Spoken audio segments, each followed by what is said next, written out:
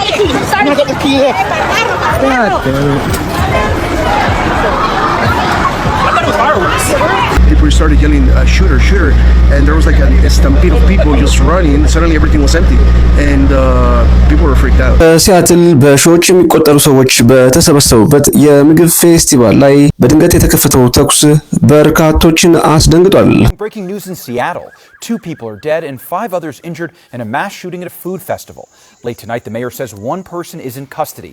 Police believe another shooter fled the scene and remains outstanding. Gunfire erupted in the middle of the Bite of Seattle Food Festival tonight at the Seattle Center at the base of the Space Needle. በሌላ በኩል ደግሞ ፕሬዚዳንት ዶናልድ ትራምፕ 3 ጊዜ አሸንፊያለሁ ለ2028 ምርጫም እዘጋጃለሁ ማለታቸው በርካቶችን ያስገረመ ይገኛል። ዶናልድ ትራምፕ እየቀለዱ ወይስ እውነታቸውን?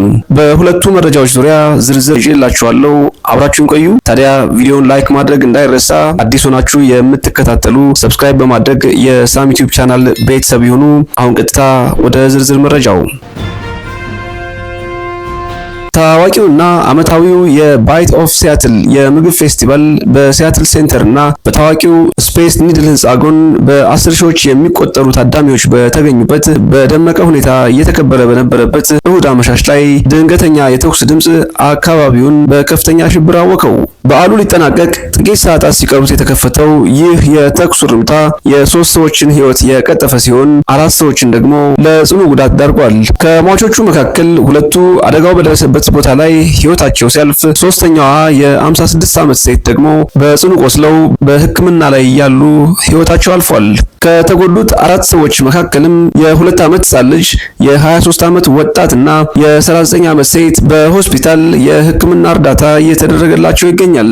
ስለ ተኳሾቹ የነበረውን መረጃ በተመለከተ የሲያትል ፖሊስ እንደገለጸው አደጋው የተከሰተው በሁለት የታጠቁ ግለሰቦች መካከል በነበረ የእርስ በርስ አለመግባባትና ጥይት መተኮስ በመጀመራቸው ምክንያት ነው ብሏል። በቦታው ጥበቃ ያደርጉ የነበሩ የፖሊስ አባላት የተኩስ ድምጽ ሲሰሙ በፍጥነት እርምጃ በመውሰድ አንደኛውን ተኳሽ በቁጥጥር ስር ማዋል የቻሉ ሲሆን ግለሰቡም ወጣት እንደሆነ ከመግለጽ ውጪ ዝርዝር ማንነቱን ፖሊስ ይፋ አላደረገም። ሁለተኛው ተኳሽ ደግሞ ከአካባቢው አምልጦ የተሰወረ ሲሆን ፖሊስ በአሁኑ ወቅት ከተለያዩ ቡድኖች ጋር በመሆን እሱን የማደን ስራ እያከናወነ ይገኛል።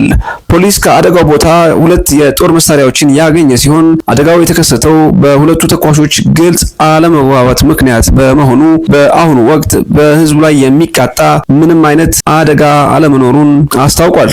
በቦታው የነበሩ አይን እማኞች እንደተናገሩት መጀመሪያ ላይ የጥይቱ ድምጽ የርችት መተኮሻ መስሏቸው የነበረ ቢሆንም ተኳሽ አለ ተደበቁ የሚል የሰዎች ጩኸት ሲሰማ አካባቢው ባንዴ ወደ ትርምስ ተቀይሯል። ታዳሚዎቹ ህፃናትንና የህፃናት ጋሪዎችን ጥለው ለመሸሽ ሲጋፉ ብዙዎች ህይወታቸውን ለማዳን ወደ አቅራቢያው ወደሚገኙ ህንጻዎችና ወደ ስፔስ ኒድል ሎቢ ውስጥ ለመሸሸግ እንደሞከሩ ተናግረዋል።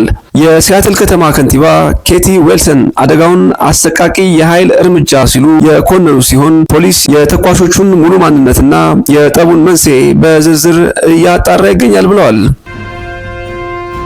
በሌላ በኩል የፕሬዝዳንት ዶናልድ ትራምፕ ንግግር ሌላኛው ትልቅ የመገናኛ ብዙሃን አጀንዳ ሆኗል።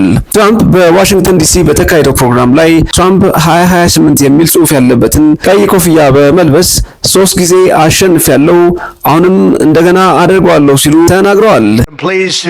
Announce my intention to, and this is somewhat of a scoop, my intention to run for a 4th term as President of the United States. I will be doing that. I will be having an official. I won 3 times. Now I'm going to do it again.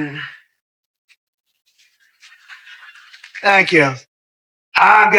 እዚህ ጋር ትራምፕ 3 ጊዜ አሸንፊያለሁ የሚሉት በ2016 እና በ2024 ካሸነፏቸው ምርጫዎች በተጨማሪ የ2020ውን ምርጫ እኔ ነኝ ያሸነፍኩት የሚለውን የቀደመ የፖለቲካ አቋማቸውን ለማንሳት ፈልገው ነው። ነገር ግን ትራምፕ ለ2028 ምርጫ እንደገና እወዳደራለሁ ማለታቸው እውነት ወይስ ቀልድ ለሚለው ጥያቄ ትራምፕ ራሳቸው በዚያው ንግግራቸው ማጠቃለያ ላይ ቀልድ ነው በማለት አስተያየታቸው የቀልድ መሆኑን አረጋግጠዋል።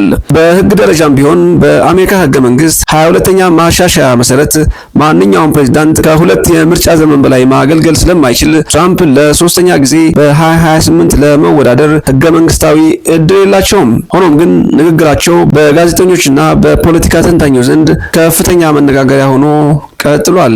ምንም እንኳን ዶናልድ ትራምፕ ቀልዴን ነው ይበሉ እንጂ በርካቶች ግን ይህንን ጉዳይ ደጋግመው ማንሳታቸው ምናልባትም ዶናልድ ትራምፕ ሕግን ጥሰውና አንዳንድ ማስተካከያዎችን አድርገው ለ2028 ሊወዳደሩ ይችላሉ የሚል ስጋት ውስጥ ገብተዋል። ውድ የሳም ዩቲዩብ ቻናል ተከታታዮች ስለ ቆይታችሁ እያመሰገንን የዛሬውን በዚሁ አበቃን። ላይክ፣ ሼር፣ ሰብስክራይብ ማድረግ እንዳይረሳ። ጤና ይስጥልን።